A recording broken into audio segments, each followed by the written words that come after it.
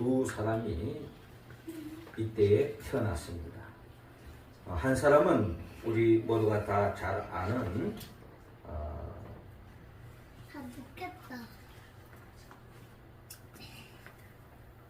아돌프 히틀러였습니다.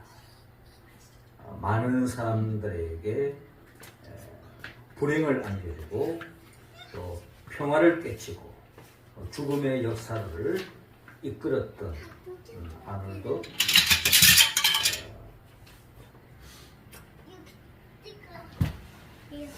아돌프 히틀러였습니다. 그때에 또 주목받는 한 사람이 같은 연도에 태어났는데 우리가 잘 아는 드와이트 아이젠하워였습니다.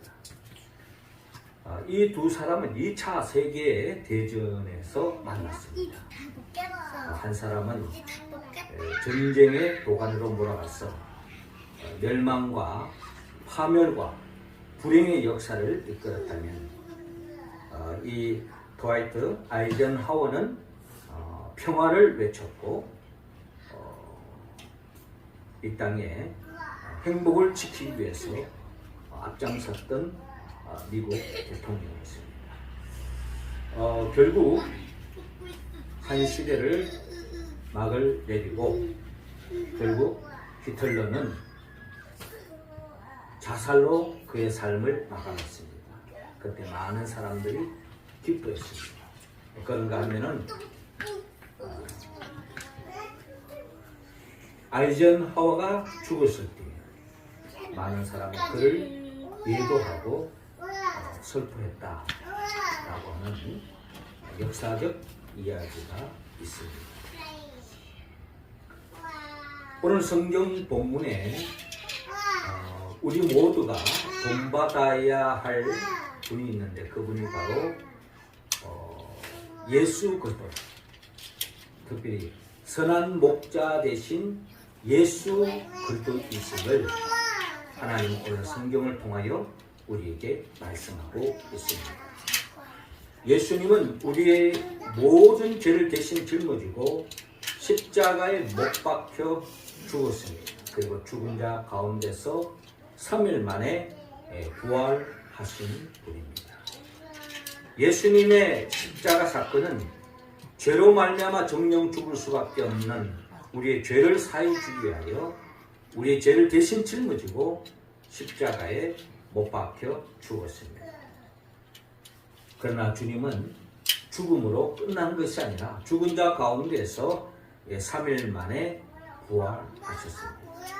예수님의 부활이 우리와 무슨 관계가 있느냐? 예수님의 부활은 부활의 첫 열매로서 우리 모두도 부활의 생명에 참여한다라고 하는 성경을 통하여 우리가 깨달을 수 있는 진리죠. 한 걸음 더 나아가서 우리는 죽음 그 이후에 부활의 생명에 참여할 뿐만 아니라 예수님의 이 부활 사건은 결국 우리 모두가 주님 안에서 거듭나는 삶의 길을 열어주는 역사가 바로 부활의 역사라는 것입니다. 그래서 우리 모두는 예수 그리스도의 부활을 확신한다면, 예수 그리스도의 부활을 믿는다면 우리는 부활의 주님과 함께 지난날의 삶을 청산하고 진정 하나님이 기뻐하는, 한마디로 선한 목자 되신 주님을 닮아가는 것, 그것이 바로 거듭남의 비밀이요 하나님이 우리를 거듭난 인생길로 나아가기를 원하는 바인 것입니다. 우리를 위하여 십자가에 못 박혀 죽으시고 부활하신 그 예수 그리스도, 그 선한 목자가 우리의 삶의 모델이 되어서 선한 목자를 닮아가는 것, 이게 바로 부활의 신앙을 가진 사람들이 살아가야 할 삶의 목표라는 것입니다. 선한 목자 되신 우리 주님은 한마디로 말해서 우리를 위하여서 그 어떠한 희생을 감수한 분입니다.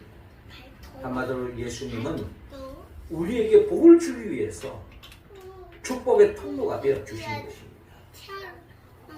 히틀러처럼 많은 사람들에게 불행을 안겨주는 그런 인생길이 아니라 아이젠하워처럼 그 시대 속에서 작은 데서부터 역사 속에서 많은 사람들에게 유익을 끼치고 평화를 끼치고 행복을 안겨주는 그런 인생길로 나아가기를 원하는 마음으로 주님은 오늘 선한 목자 되신 주님을 우리에게 일깨워주면서 그 선한 목자 되신 주님을 닮아가는 부활의 신앙을 가진 우리들의 모델이 되기를 하나님은 원하고 있는 것입니다. 그렇다면 오늘 성경의 본문을 통하여 우리의 삶의 모델이신 선한 목자 되신 예수님은 어떤 삶을 사셨는가, 오늘 본문을 통하여 우리가 헤아려 보고 그 선한 목자 되신 주님을 본받아 닮아서 우리도 선한 목자 되신 주님과 같이 많은 사람들에게 좋은 영향력을 끼치고 행복을 안겨주고 기쁨을 안겨주는 그와 같은 축복의 통로로서의 삶을 살아가기를 하나님은 원하고 있습니다. 자, 선한 목자 되신 주님은 어떤 삶을 사셨는가? 오늘 본문 11절을 통하여 선한 목자 되신 우리 주님은 희생하십니다. 11절 말씀 우리 같이 한번 읽겠습니다. 시작. 나는 선한 목자라. 선한 목자는 양들을 위하여 목숨을 버리거니와. 아멘. 자, 오늘 본문 요한복음 10장 11절. 나는 선한 목자라. 선한 목자는 양들을 위하여 목숨을 버리거니와 라고 기록되어져 있는데요. 예수님이 십자가에 못 박혀 죽기 전에 제자들을 불러 모시고 예수님께서 나는 선한 목자다 라고 예수님 자신이 누구인가를 제자들에게 밝혀 오늘 이 시간 우리에게도 말씀하고 있습니다. 주님은 선한 목자라는 거예요. 선한 목자 되신 우리 주님은 양들을 위하여 목숨을 버리거니와 라고 말씀하셨는데, 자, 이 말씀은 예수님의 십자가에 못 박혀 죽기 전에 하신 말씀인데, 예수님의 말씀은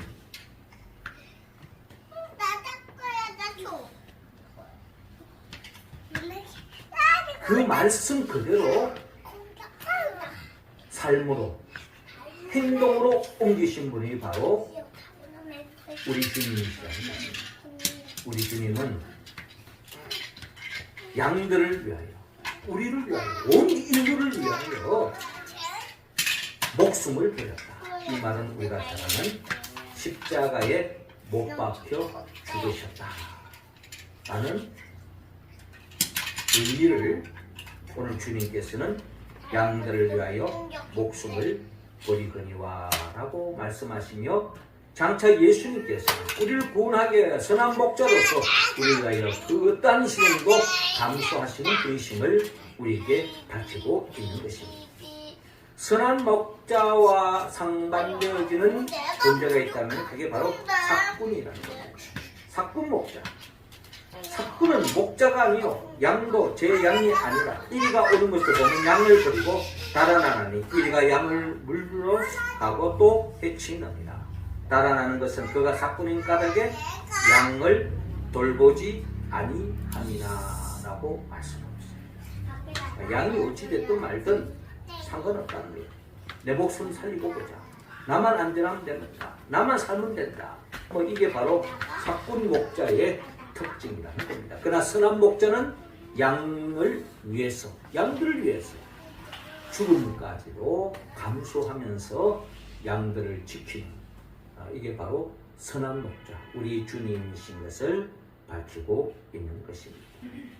예수님은 우리를 위하여 십자가에 못 박혀 죽음을 통하여 희생하신 분입니다. 그래서 주님은 진정 우리의 선한 목자가 되신 것입니다. 선한 목자가 되기 위하여 주님은 그 어떠한 희생도 감수했습니다. 주님께서 십자가에 못 박혀 죽기 전에 요한복음 이 선한 목자라고 하는 말씀을 마치고 난 뒤에 요한복음 12장에 주님이 하신 말씀이 한 알에 미리 땅에 떨어져 죽지 아니하면 한 알 떠들이고 죽으면 많은 열매를 맺느니라 라고 말씀하셨습니다. 많은 열매를 맺기 위해서 많은 사람들을 구원하기 위하여 주님은 이 땅에 한 알의 미랄로서 이 땅에 오셨고 주님은 죽음의 길을 택했어요. 십자가의 길을 택한 거죠. 한 알의 미랄이 이 땅에 떨어 죽어질 때에 거기에 많은 열매를 맺는 것처럼 주님께서는 우리를 위해서 친히 죽어지는 한 알의 미랄이 되셨다라고 요한복음 12장 24절을 통하여 말씀하고 있습니다. 주님의 그 희생을 통하여서 우리는 어떤 열매를 맺습니까? 이사야 선지자는 이사야 53장 5절을 통하여 그가 찔림은 우리의 허물 때문이요 그가 상함은 우리의 죄악 때문이다. 그가 징계를 받음으로 우리는 평화를 누리고 그가 채찍에 맞음으로 우리는 나음을 받았도다 라고 말씀하고 있습니다. 우리의 허물, 우리의 죄악을 다 대신 짊어지고 찔리시고 상하셨다는 겁니다.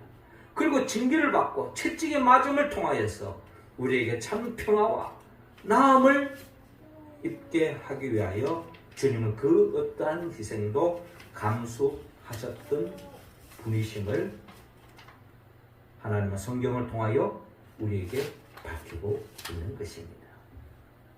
우리 모두는 선한 목자 되신 주님을 본받기를 하나님은 원합니다. 주님의 그 희생이 있었기 때문에 우리가 존재하는 것처럼 우리가 하나님의 자녀가 된 것처럼 잃어버린 영생을 되찾았던 것처럼 또 부활의 생명에 참여하고 영원한 생명에 잇대어 일상 속에서 하나님의 나라를 살게 된 것, 여기에는 주님의 철저한 희생이 있었다는 것입니다.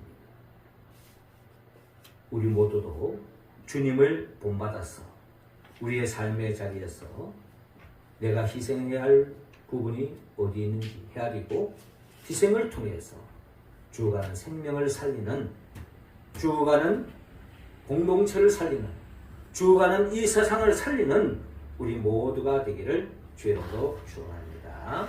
이어 두 번째로 우리 모두는 선한 목자 되신 주님을 본받아야 하는데, 선한 목자는 오늘 본문 14절을 통하여 사랑하는 분이었음을 밝히고 있습니다. 14절 우리 다 같이 읽겠습니다. 시작. 나는 선한 목자라. 나는 내 양을 알고 양도 나를 아는 것이. 아멘.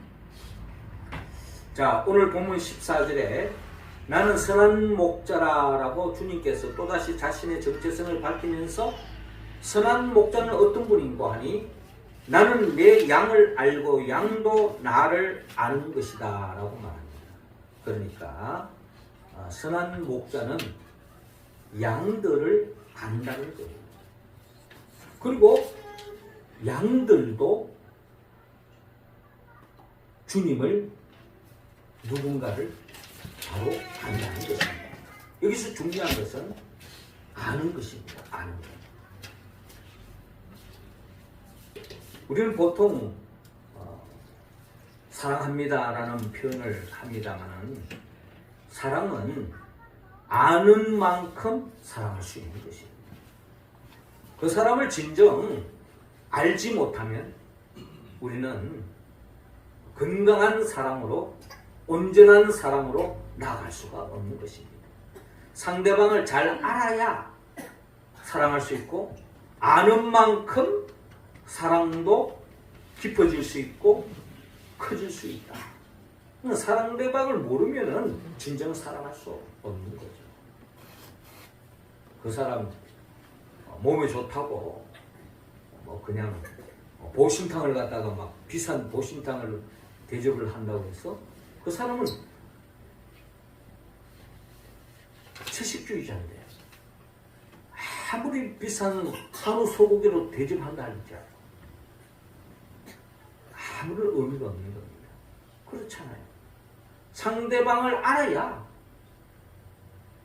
진정한 사랑으로 나아갈 수가 있다는 겁니다.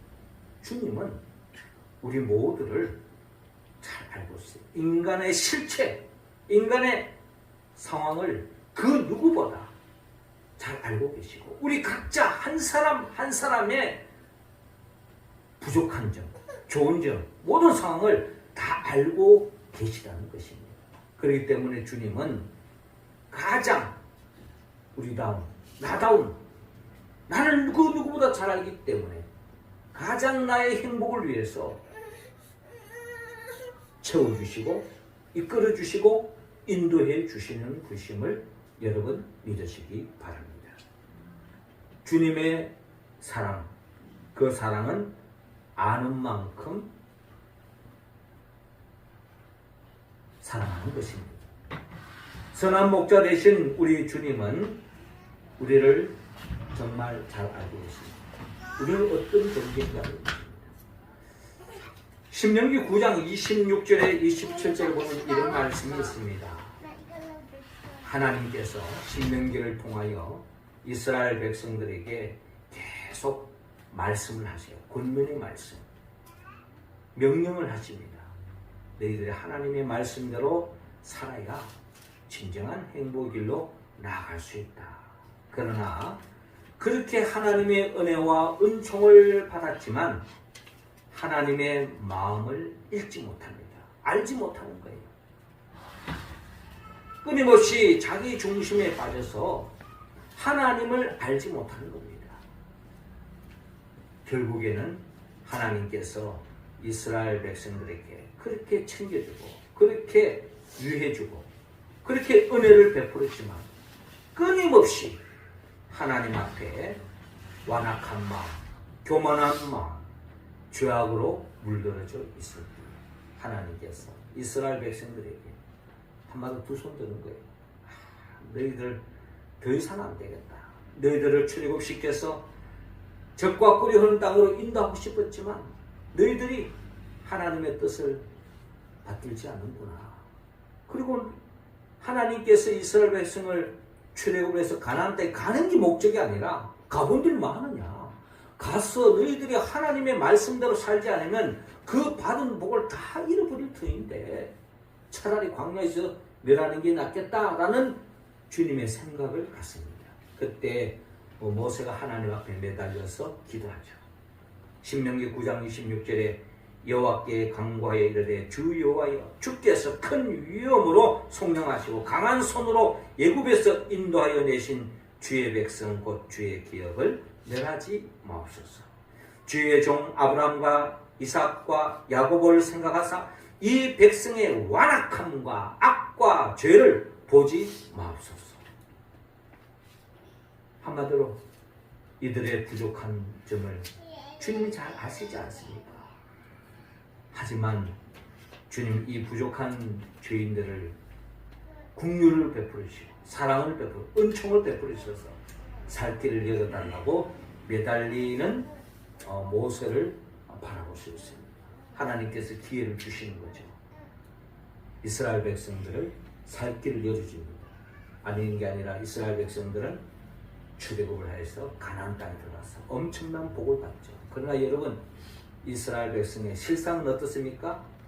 받기 전에야 하나님 복 받게 해주세요. 복 받으면 하나님 영광 돌리겠습니다 하지만 복 받고 난 뒤에 그들의 삶은 또 바뀝니다. 하나님을 내몰라하고 자기 마음대로 살잖아요. 자기 중심적으로 살잖아요. 결국에는 이스라엘 백성들이 끝까지 하나님을 돌이켜서 하나님의 뜻대로 나아가지 않았을 때 이사야 선지자가 이사야 53장 6절에 우리는 다 양 같아서 그릇 행하여 각기 제 길로 갔거늘 여호와께서는 우리 모두의 죄악을 그에게 담당시키셨도다. 그렇습니다. 인간들에게 아무리 잘해주고 권면하고 이러면 안 된다. 미워도 다시 한번 은혜를 베풀어 주었지만 끝까지 하나님 인간은 이 죄악의 길에서 벗어나지 못하고 있는 실상을 이사야 선지자는 그대로 지적하고 있습니다. 결국 하나님은 어떤 길을 택했느냐? 그럼에도 불구하고 하나님은 이 죄의 문제가 해결되지 않고는 참된 행복으로 나아갈 수 없기 때문에 결국 인간의 모든 죄를 대신 짊어지고 예수님이 십자가에 못 박혀 죽는 그 길을 택했습니다. 그게 바로 하나님의 사랑입니다. 그래서 요한복음 3장 16절에 이렇게 표현합니다. 하나님이 세상을 이처럼 사랑하사 독생자를 주었으니 이는 그를 믿는 자마다 멸망하지 않고 영생을 얻게 하려 하십니다. 하나님이 그 아들을 세상에 보내신 것은 세상을 심판하려 하심이 아니요 그로 말미암아 세상이 구원을 받게 하려 하십니다. 하나님의 마음, 하나님의 사랑, 한 사람이라도 더 구원하게 해요. 우리의 죄와 허물만 보았다면 우리 가운데 구원받을 사람 누가 있습니까? 이스라엘 백성들의 그 끊임없는 하나님 앞에 죄를 짓는 모습이 이스라엘 백성만의 이야기가 아닙니다. 우리 자신의 이야기를 그대로 성경은 드러내주고 있는 거예요. 그러나 하나님은 그럼에도 불구하고 우리를 사랑하셨어요. 독생자 예수 그리스도를 보내주셨어요. 예수님이 하나님의 그 사랑을 드러내기 위하여 예수님이 십자가에 못 박혀 죽었습니다. 그리고 죽은 자 가운데 3일 만에 부활하신 거죠. 이처럼 예수님이 나를 위하여 십자가에 못 박혀 죽으시고 부활하셨다는 이 주님을 바로 알 뿐만 아니라 이를 통해서 내 자신이 어떤 존재인가를 깨달을 수가 있고 더나아가 진정 우리가 주님을 사랑해야 하는데 정말 주님이 누구인가를 아는 것, 이것은 성령님이 도와주지 않으면 우리는 진정 주님을 알 수가 없다는 겁니다. 그러니까 사랑 또한 성령님이 도와주셔야만이 사랑할 수 있는 거예요. 성령님이 도와주셔야만이 예수님이 누구인가를 알 수 있는 거예요. 예수님은 우리가 놓쳐서 안 될 복음 중에 복음은 나를 위하여 십자가에 못 박혀 죽으시고 나를 위하여 부활하셨다는 것입니다. 이것이야말로 우리를 향한 최고의 사랑이죠. 그 주님을 우리가 바로 알 때에 우리는 진정한 주님을 사랑할 수 있고 그 부활에 대한 확신을 가진 사람만이 우리 또한 주님처럼 내 이웃을 내 몸같이 사랑할 수 있고 나의 도움의 손길이 필요한 자에겐 외면하지 않는 삶의 길로 나아갈 수 있다. 이런 자가 바로 진정 선한 목자를 닮은 인생이라는 것입니다. 우리는 이 부활절 네 번째 주일을 보내면서 다시 한 번 더 부활의 신앙을 가진 자로서 우리는 어떤 모습으로 새롭게 거듭나야 하느냐. 선한 목자 되신 주님을 본받아서 사랑하는, 진정 사랑하는, 주님을 사랑하는, 또한 이웃을 사랑하는 우리 모두가 되기를 주의 이름으로 축원합니다. 마지막 세 번째로 순종하라고 말씀합니다. 17절 말씀 우리 같이 읽겠습니다. 시작. 내가 내 목숨을 버리는 것은 그것을 내가 다시 얻기 위함이요 이로 말미암아 아버지께서 나를 사랑하시느니라. 아멘. 자, 오늘 본문 17절에 내가 내 목숨을 버리는 것은 그것을 내가 다시 얻기 위함이니 이로 말미암아 아버지께서 나를 사랑하시느니라 라고 말씀하고 있습니다. 예수님께서 스스로 내 목숨을 버린다라는 말의 의미는 결국 주님은 십자가를 피할 수도 있습니다. 도망갈 수도 있습니다. 외면할 수도 있습니다. 그러나 주님은 하나님의 뜻을 이루기 위하여 그 십자가를 받아들입니다. 즐거운 마음으로. 그것을 오늘 요한복음 10장 17절에는 내가 내 목숨을 버린다라고 표현하고 있는 것입니다. 18절에 이를 내게서 빼앗는 자가 있는 것이 아니라 내가 스스로 버리노라. 나는 버릴 권세도 있고 다시 얻을 권세도 있으니 이 계명은 내 아버지에게서 받았노라 하시니라 라고 말씀합니다. 이 말씀의 맥락은 결국 예수님은 하나님의 뜻을 받을 수도 있고 받들지도 않을 수도 있는 자유의지를 가지신 분입니다. 주님 또한. 한마디로 다른 말로 말하면 하나님의 뜻에 순종할 수도 있고 순종하지 않을 수도 있는 거예요. 그러나 주님은 스스로 버렸다는 말은 스스로 하나님의 뜻을 받아들이고 순종했다. 그게 바로 십자가 사건이라는 것입니다. 이사야 53장 7절에 이러한 주님을 이렇게 표현합니다. 그가 곤욕을 당하여 괴로울 때에도 그의 입을 열지 아니하였으며 마치 도수장으로 끌려가는 어린 양과 털 깎는 자 앞에서 잠잠한 양같이 그의 입을 열지 아니하였도다 라고 말합니다. 하나님의 뜻을 순수히 받아들이고 순종해 갔다라는 것입니다. 그게 바로 십자가 사건이라는 거예요. 마지못해서 억질로 십자가에 못 박혀 죽은 게 아닙니다. 주님은 하나님의 뜻 앞에 스스로 결단하고 자발적으로 즐거운 마음으로 앞에 있는 기쁨을 위하여 자기 십자가를 즐거운 마음으로 지고 가셨다. 순종하셨다. 이게 바로 예수님의 삶의 특징이죠. 그 결과는 바로 부활의 생명이었습니다. 그러니까 예수님이 이처럼 순종할 수 있었던 것은 하나님의 말씀에 순종하고 하나님의 뜻대로 사는 것이 결국 진정한 축복이요, 진정한 진리요, 진정한 생명에 이르는 길이라는 것을 주님은 깨달았기 때문입니다. 우리가 잘 아는 아브라함, 우리가 창세기 보면 이 아브라함이 하나님이 독자 이삭을 바치라 그래요. 그 이삭을 바치는데 조금도 주저하지 않고 독자 이삭을 바치는데 조금도 주저하지 않고 결단하고 이삭 아들 100세에 이르러서 낳은 그 아들 말입니다. 많은 아들 중에 하나님 바치라는 것도 아니었어요. 100세에 이르러서 얻은 자기 생명보다 더 귀한, 아마 아브라함 입장에서 본다면, 인간 아브라함 입장에서 본다면 자기 자신을 바치는 게 아마 더 쉬웠을 거예요. 그러나 이 사랑하는 아들 이삭을 바치는 건 아마 더 어려웠을 겁니다. 그럼에도 불구하고 아브라함은 조금도 주저하지 않고 이삭을 하나님 지시한 땅에 가서 바치려고 합니다. 도무지 이해가 되지 않는 거죠. 그러나 우리가 잘 아는 것처럼 로마서 4장에 보면 이 아브라함에게는 믿음이 하나 있었습니다. 어떤 믿음? 하나님은 죽은 자를 살리시는 하나님임을 믿었다는 것입니다. 이게 바로 아브라함의 믿음의 실체였습니다. 우리 또한 부활의 신앙을 갖는다면 하나님의 뜻대로 하나님의 말씀대로 순종하면 인간적으로는 그것이 이해가 되지 않고 손해보는 것 같고 희생되는 것 같고 잃는 것 같고 상실되는 것 같지만, 그러나 하나님의 뜻에 순종하면 결과적으로 하나님의 축복으로 연결되어진다.